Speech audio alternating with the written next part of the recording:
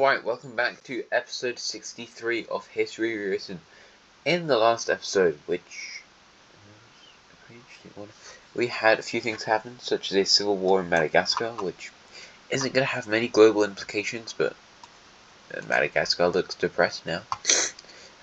You guys expanded slightly. Communism tried to expand to Tanzania, however it was eradicated by these two countries.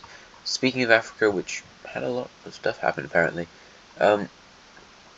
we had the Algerian country form an economic alliance between them and a load of other countries, including lots of their allies, well, all their allies, and some other countries like this Malagasy one now, Tanzania one, Ethiopia.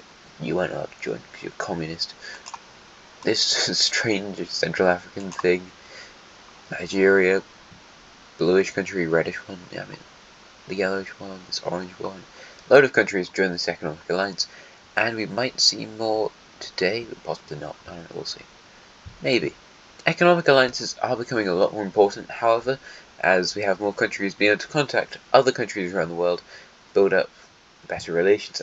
Also, if you've got planes, back in the day it was a lot harder to get sending envoys around when you've got boats. It's really hard to send a load of envoys around talking to people and ambassadors and things like that if they have to spend 8 months getting to where they need to go, or it's like hostile or something like that. But now you've got planes, it doesn't take very long, and diplomacy is getting a lot better, and it means more economic alliances and potentially more alliances.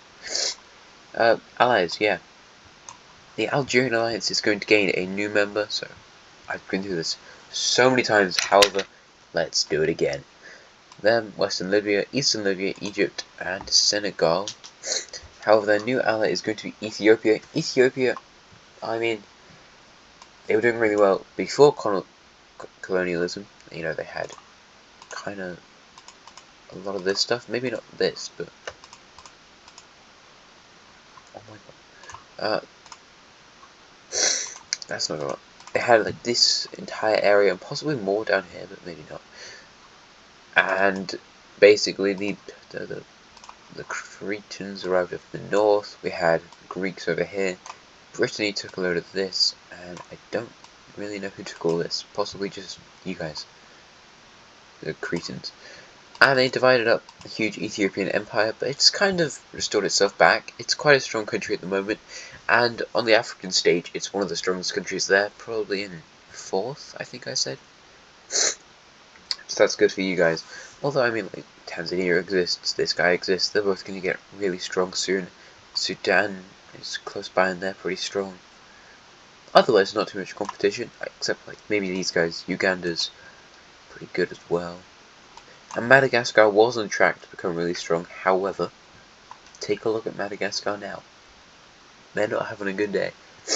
2004. That's why they've got to. Anyway, they joined this alliance, they're content, they don't want to do loads of warmongering stuff. They kind of do, but it's not their priority anymore, because they've got lots of the territory they wanted. So that's nice. Speaking of gaining things, let's look at nuclear bombs, shall we? So, they haven't produced a load of nuclear bombs recently, and that's kind of because they're recovering from a war, where, it's more, nobody really dropped any nukes. They had atomic bombs dropped, which are going to get repaired now. At least this one in Russia will. Because, Russia's still the second economy in the world. Oh my god. All cities. Russia fills itself with cities. Just one huge urban thing in Russia. Yeah, why would you want to go live in... I don't really have Siberia anymore, so maybe you could turn it all urban. Regardless, yeah, you had a few malfunctions. This isn't in actual Russia anymore, so that's nice. It's in Siberia. But people weren't paying attention to nuclear sites, and then explosions happen because there's nobody keeping control of them, and you need that. That's why, I'm pretty sure that's why their reactor over here in Ukraine went off. Whatever it was, Chernobyl. There we go. Chernobyl prize. Anyway, yeah. So nobody was really a fan of it, and also recovering from a war. But now they're going to try and build some because people are scared.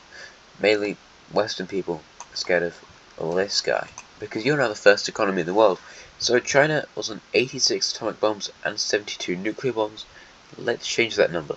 How about 112 atomic, and as for nuclear, get up to 96. That's a lot. That's scary. The Russians were on 125 atomic bombs.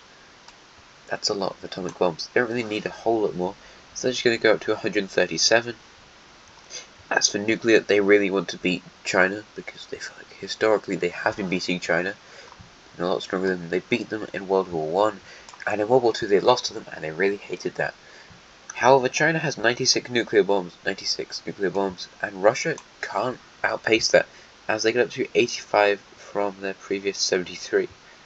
So yeah, despite their best efforts, they don't manage to beat that. The red team is on 110 atomic bombs and 72 nuclear bombs.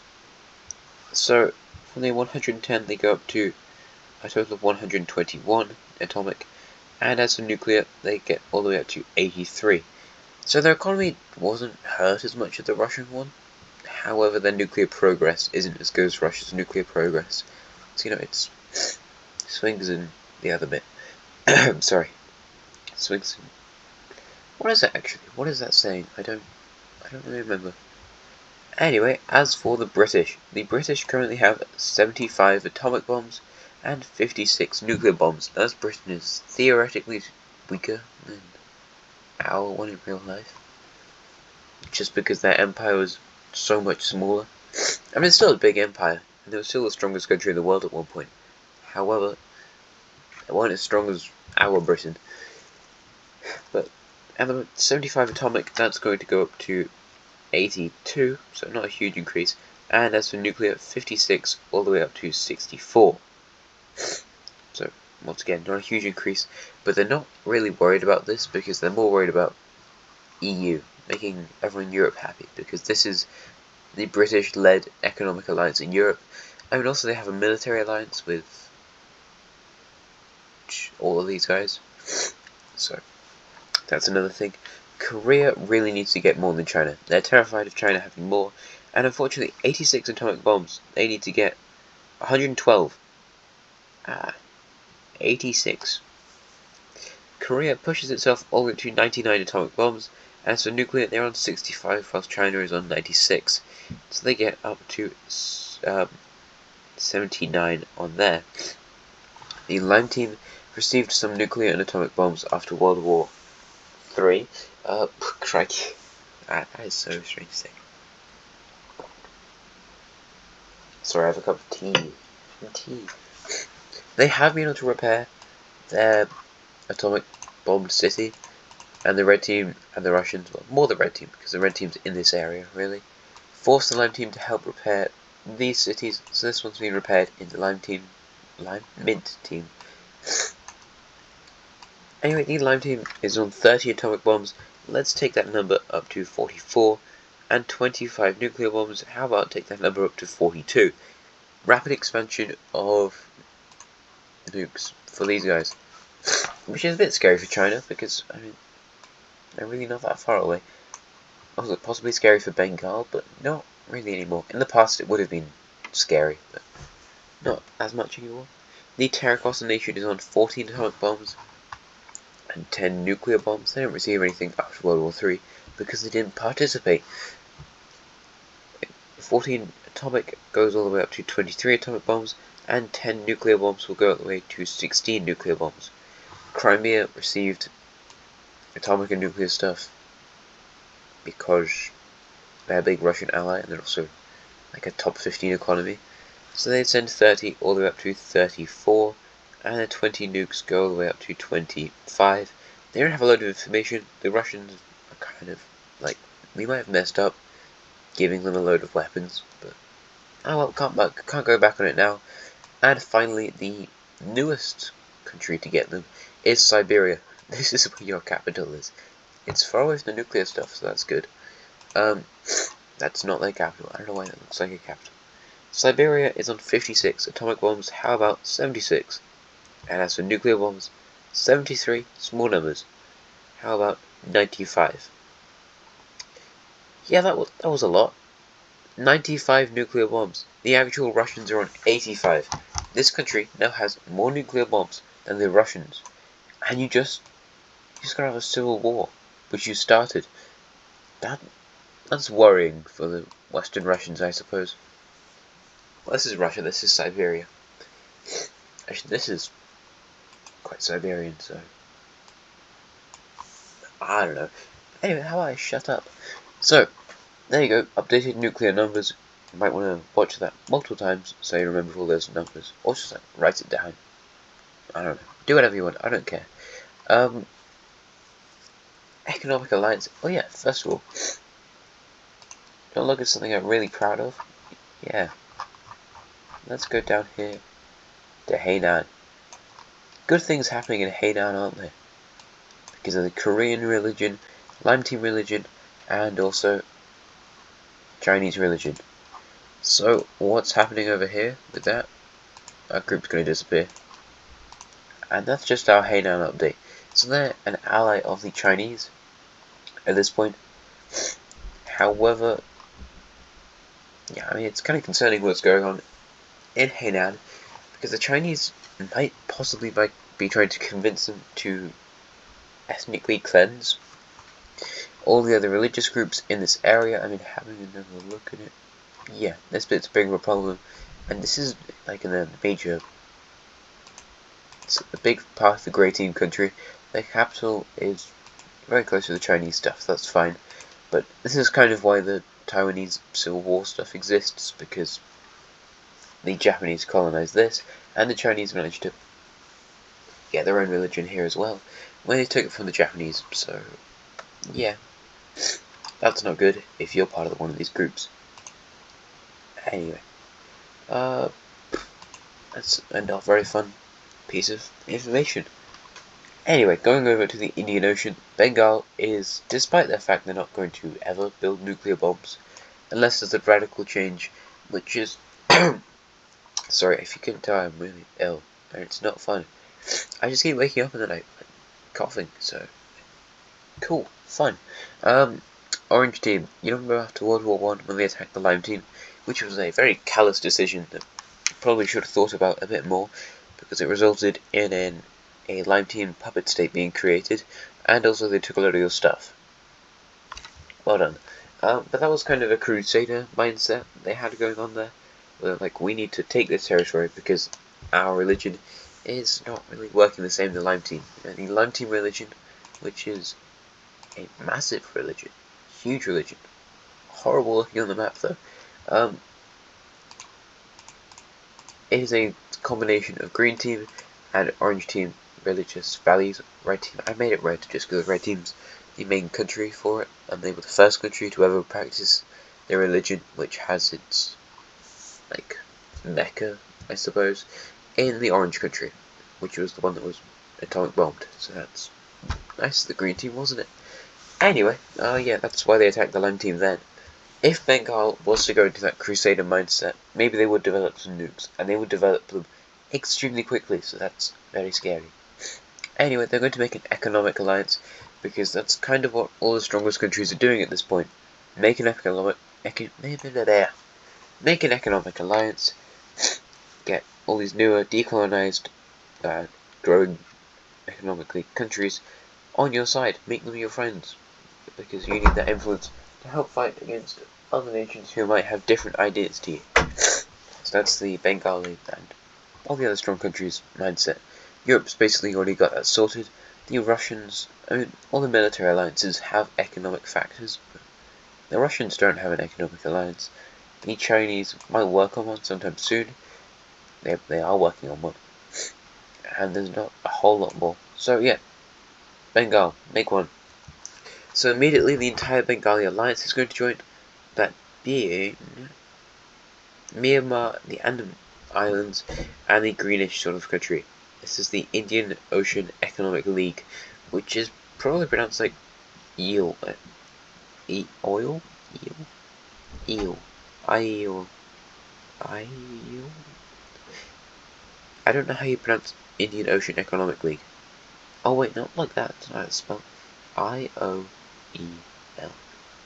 Oil. IOL. Yeah, it sounds like it's pronounced IOL. However, it's IOEL, so that's fun, isn't it? Anyway, Bengal, Myanmar, and the other one over here. I don't know.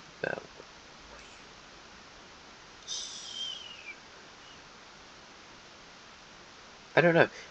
And some other countries joining it include this yellowish one, this blue country, the lime team. It's pretty surprising to be honest.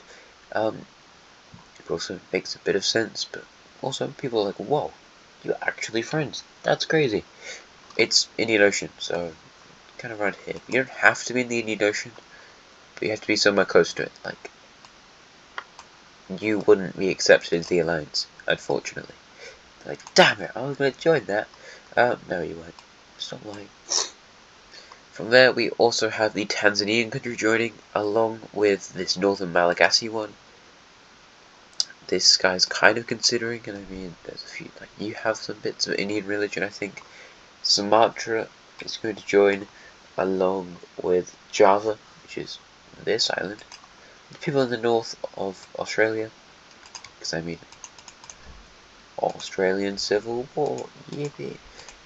Actually, it's very mirroring of this border. I did that really well. Anyway, yeah, they want this guy to join, but they're like, no, we're not getting close with the Indians, which is possibly slightly mean. Also have the Maldives join the alliance, which is this purplish country that I kind of just missed when I was looking at this. And people are trying to get the mint, this bluish one, and also this greenish country over here, to also join the alliance, because the more the merrier, I don't know. And there you go, that's the entire alliance. At the moment, other countries might join in the future, we'll have to see. Let's stay in this area though, because we're going to have a war. So, this random Malay peninsula country, what's it like for you? Well, you don't like your government thing. It doesn't really like how much European religion is here. The Irish colonized this peninsula, and there's some major parts over here where there's Irish religion. It's missionaries. Good stuff. Missionaries never cause any problems. Also, interestingly, this...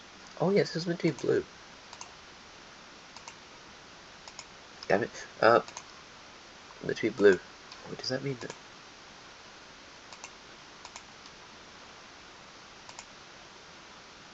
Yeah, I turned the island blue. What?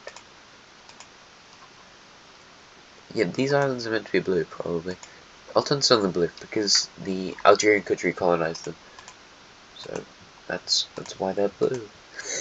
Anyway, this is not meant to be blue, so could you stop being blue? Algerians just retake it. Anyway, you don't like these guys, because also their economic growth is a lot better than yours, because they control the Strait of Malacca, which is a very important strait. So, with Chinese backing, you're just going to invade. Good stuff. I haven't really had any wars down here, so this is new. They will lead their invasion over towards this major city over here, near Sumatra, who's got some pretty good growth and a very high population for the size of their island. Nice. I mean, lots of Indonesian countries do. Just do.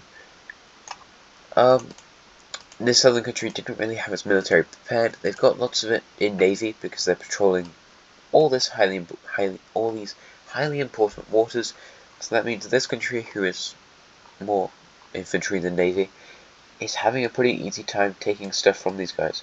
They managed to cut off a very important area, and from here they'll get very close to the capital. The forces move back towards the capital, and although, yeah, well, this is causing a major problem in terms of trade routes and things. It's becoming pretty bad over here. However, China's just kind of like, nah, keep going, man. Just keep going. You're a friend of ours. We like you guys. Keep going. So, in the end, after not too long, well, after probably quite a while, a few months, we have the capitulation of this Malaysian country. Yeah. This Thai peninsula thing. I don't know. What is this? I thought this is the Malay Peninsula. However, it's not in Malaysia, so I don't know. What are you? What are you? Tell me all your secrets. Andaman Islands is just like, what have you done this entire time? Literally nothing. all these years that you've existed. You have done practically nothing. Anyway, cool. Well done, Andaman Islands. You did join an alliance, and now an economic one, of basically all the countries who were already in your alliance, which had economic connotations. Well done. So we have full annexation over here, and it's going to greatly improve the economic situation for this bluish country. Nice. That's relegated to a major city, and good for you guys. You also look a lot better on a map. Let's stay in Indonesia, however, because the green country is suffering, and by the green country, it could be a multitude of them. It could be this one, this one, this one, this guy, this green country, this one, Ireland possibly. A load of green countries in Southeast Asia, apparently. So if I sound really snotty, it's because I'm really snotty. Like, that's why I sound possibly really stupid. I feel like I sound really stupid in my head, so that's good. It's this green country I'm talking about, the one in the middle of the thing. Yeah, this one. No, it is this one over here. Not much trade happens. Your capital's not really a great spot. I mean, it's not too bad, but most of your people live in rural, jungle, towns, more villages than towns, really. And it's not going great. I mean, it's not going great for really any of these guys, but these two are coping alright. And you? Well, you've invested a lot of your money into military because you need to go on a conquest to save your economy. Saving my economy. So they've invested basically their entire GDP into the military just so they can try and win this war because, I mean, they're not very strong either. They're suffering a lot as well. Hopefully you win this one. So they will lead the invasion into this area. They quickly take this major city. I mean, maybe not quickly, but yeah. People in the villages aren't very quick to defend because you're in the middle of the jungle. They don't really get a lot of news. This country is not very well built structurally. It's not very modern either. Papua New Guinea in the modern day has 13% people living in urban areas. What? That's crazy. It's like nearly 1 in 10. Just a bit more like that is quite crazy compared to like the rest of the world, especially compared to Kuwait, which is 100% rural population. Lovely. It's because everything else is desert over there. Anyway, they encircle the capital city, and with most people who live in urban areas living there, yeah, it takes a bit of a while to siege it. However, eventually they take the capital, and another country will join this war, that country being the Solomon Islands / Bougainville. They will start their assault onto these islands over here, taking New Britain and New Ireland. New Britain, New Ireland. The yellow country will continue down this peninsula and onto these other islands until eventually they have to agree to peace. Because you lost the war. Definitely lost the war. These were not strong countries fighting you though. Oh my god, these countries were so incredibly poor.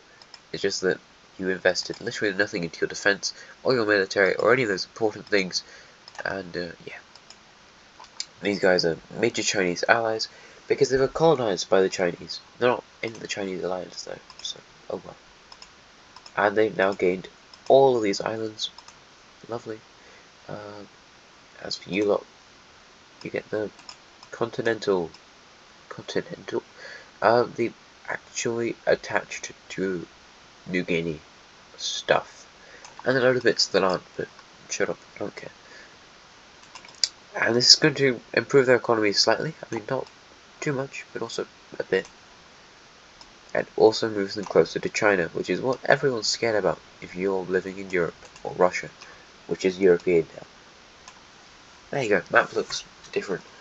Let's go to somewhere other than Southeast Asia. How have we found this many things to do in Southeast Asia? That's crazy. South America. Yeah, let's just stay in the South apparently. As a country in South America is going to be going to war. That's mad. This has never happened before. Actually, it's happened 2, 3, 4. About 4 times, I think. Good. 4 times. 5th war then today. As this purplish country down here is going to be attacking the bluish one. All three of these guys were colonies of the blue Algerian country. It kind of looked a bit like this, however you had more land up here, I believe. You know, kind of like this. Wasn't the biggest colony in the world, however they really didn't care about it that much, so yeah, that's why. Anyway, purplish one, you're going to be invading the bluish one to the north. Why not? Just want some money and some land.